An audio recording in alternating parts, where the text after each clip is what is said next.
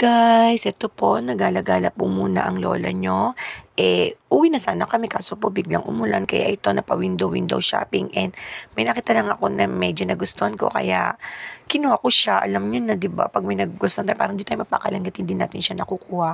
Anyway, mura lang naman po siya kaya ito nga hirap na hirap ako dumukot 'di ba dalang hirap kitain ng pera. Charot. Ayan po, enjoy lang po kayo sa pagnood and super bago lang po talaga ako sa pagbablog dito sa YouTube kaya kapaka-papa and sugal lang kung mag-success. Kung hindi, okay lang. At least na-enjoy ko naman ang pag-YouTube at ang pag-edit, ang pagbo-voice recorder, ang ganito, mag-voice over. Ayan, libot-libot po tayo sa mall. Nasa SM North EDSA po ako.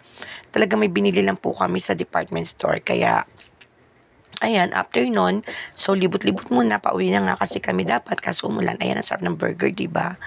Ayan, sana all, di ba?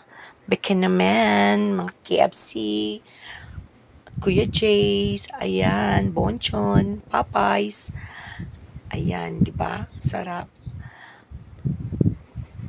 Tapos nagpunta rin po kami dito sa Kenny Rogers. May shawarma na rin pala siya, di ba?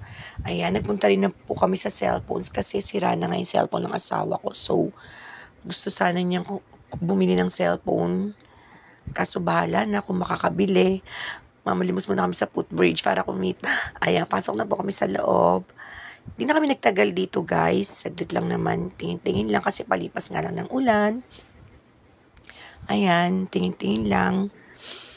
Guys, hanggang dito na lang muna kasi pauwi na rin kami. I love you. Please support me. Thank you.